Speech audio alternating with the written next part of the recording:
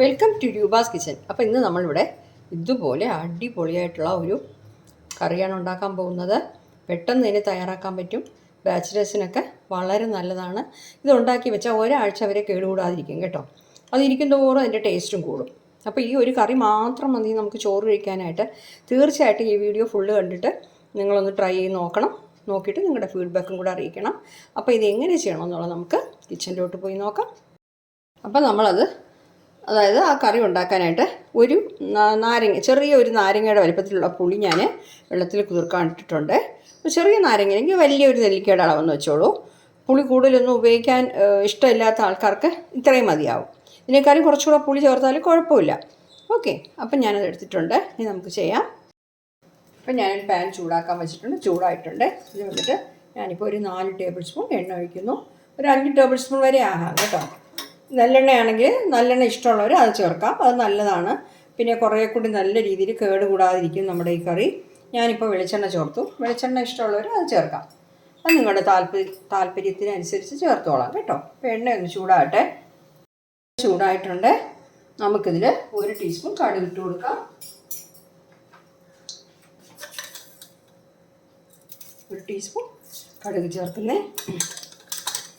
അത് കഴിഞ്ഞിട്ട് 1 ടീസ്പൂൺ ജീരകം ഇട്ട് കൊടുക്കാം. ഇത് പൊരിഞ്ഞോട്ടെ. നമുക്ക് ഇതിൽ ഒരു 10 അല്ലി വെളുത്തുള്ളി ഞാൻ എടുത്ത് വെച്ചിട്ടുണ്ട്. ഈ ജീരകം കരിഞ്ഞു പോകാൻ സൂക്ഷിക്കണേ. 10 അല്ലി വെളുത്തുള്ളി ഇട്ട് കൊടുക്കുന്നു. അതായിട്ട് 20 അല്ലി ചെറിയ 20 അല്ലിയല്ല, 20 ചെറിയ ഉള്ളി. അതും കൂടെ ഈ എണ്ണയിൽ കറിയിട്ട് നല്ല രീതിയിലൊന്ന് വഴറ്റിയെടുക്കണം. മീഡിയത്തിന് ലോക്ക് ഇടയ്ക്ക് ഫ്ലെയിം വെച്ചോളൂ. ഇതിൻ്റെ കൂടെ കുറച്ച് കറിവേപ്പിലയും കൂടെ ഇട്ട് കൊടുക്കുന്നേ. നേരത്തെ പറഞ്ഞതുപോലെ ബാച്ചിലേഴ്സിനൊക്കെ പറ്റിയ കറിയാണെന്ന് വെച്ചാൽ വളരെ ജോലിയൊന്നുമില്ല, ഒരുപാട് സാധനങ്ങളൊന്നും ആവശ്യമില്ല. കുറച്ചുകൂടെ വഴണ്ടിട്ടിട്ട് അപ്പം നമ്മളിത് ഒരു 5 മിനിറ്റ് വഴറ്റിയിട്ടുണ്ട്. ഈ ഫ്ലെയിം കുറച്ച് വെച്ചിട്ട് കുറച്ച് പൊടികൾ ചേർക്കാം. 2 ടേബിൾ സ്പൂൺ മുളക് പൊടി ചേർക്കണം. 2 ടേബിൾ സ്പൂണാണ് കേട്ടോ. കണ്ടോ, 2 ടേബിൾ സ്പൂൺ മുളക്. ഞാനിത് കാശ്മീരി ചില്ലി പൗഡറാണ് ചേർക്കുന്നത്. എരിവുള്ള മുളക് പൊടിയാണെങ്കിൽ നിങ്ങളുടെ എരിവിനനുസരിച്ച് ചേർക്കണം. പക്ഷേ ഇതിന് കുറച്ച് എരിവും പുളിയും ഉപ്പും ഒക്കെ ഉണ്ടെങ്കിലേ നല്ല ടേസ്റ്റുള്ളൂ. ഈ കറി എങ്ങനെയാണ്. 1 ടേബിൾ സ്പൂൺ മല്ലിപ്പൊടി, 1 ടീസ്പൂൺ മഞ്ഞൾപ്പൊടി, ഇത്രയും ചേർത്തിട്ടുണ്ട്. ഇതെല്ലാം കൂടെ ഒന്ന് മിക്സ് ചെയ്യാം. അപ്പോൾ ലോ ഫ്ലെയിമിൽ വെച്ചിരിക്കുകയാണ്. എന്നാൽ ഈ ചട്ടി നല്ല ചൂടുള്ള ചട്ടിയാണ്, ഇരുമ്പ് ചട്ടി ആയതുകൊണ്ട്. ഇല്ലാന്നുണ്ടെങ്കിൽ ഈ പൊടികൾ കരിഞ്ഞു പോകാതെ നോക്കണം. ഇനിയിപ്പോൾ നമ്മൾ എടുത്ത് വെച്ചിരിക്കുന്ന ആ പുളി ഉണ്ടല്ലോ, ആ പുളിയുടെ വെള്ളം ഒഴിച്ചു കൊടുക്കാം.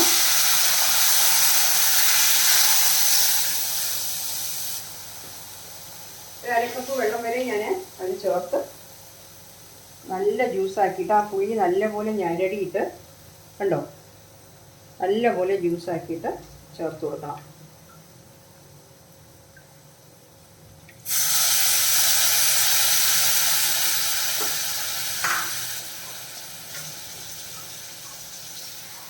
ഇതിൻ്റെ കൂടെ നമുക്ക് വെള്ളവും കൂടെ ചേർത്ത് കൊടുക്കാം.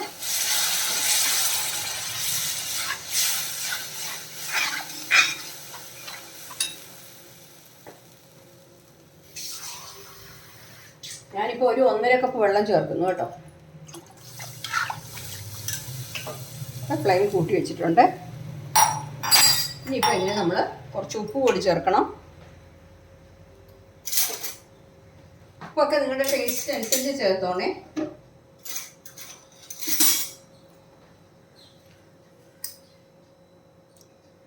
പരലിപ്പ് ഉണ്ടെങ്കിൽ അത്രയും നല്ലതാണ്. പരലിപ്പ് എല്ലാ വീട്ടിലും കാണത്തില്ല.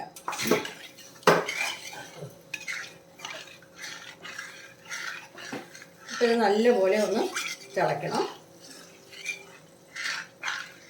ഉപ്പും പുളിയും എരിവും ഒക്കെ ടേസ്റ്റ് നോക്കിക്കോണേ.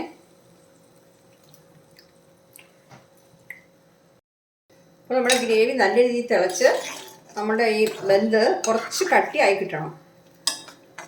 ഗ്രേവി കുറച്ച് തിക്കാകണം. അതുവരെ ഒന്ന് തിളപ്പിക്കാം. കണ്ടോ, ഇതിപ്പോൾ നല്ല തിളച്ചിട്ട് തിക്കായ ഗ്രേവി ആയിട്ടുണ്ട്. കണ്ടോ, കുറച്ചുകൂടെ വേണമെങ്കിൽ കുറച്ചുകൂടെ തിക്കാക്കാം. ഇനിയിപ്പോൾ ഇരുന്ന് കുറച്ചുകൂടെ നമുക്ക് കുറുകി കിട്ടും. ഇപ്പോൾ എണ്ണയൊക്കെ പിരിഞ്ഞ് നല്ല രീതിയിൽ വന്നിട്ടുണ്ട്. നല്ല റെഡ് കളറിലാണ് ഇരുന്ന എണ്ണയൊക്കെ പിരിഞ്ഞ്. പിന്നെ ഈ ക്യാമറയുടെ ഇതുകൊണ്ട് നിങ്ങൾക്ക് ക്ലിയറായിട്ട് അത് കാണാൻ പറ്റാത്തതാണ്.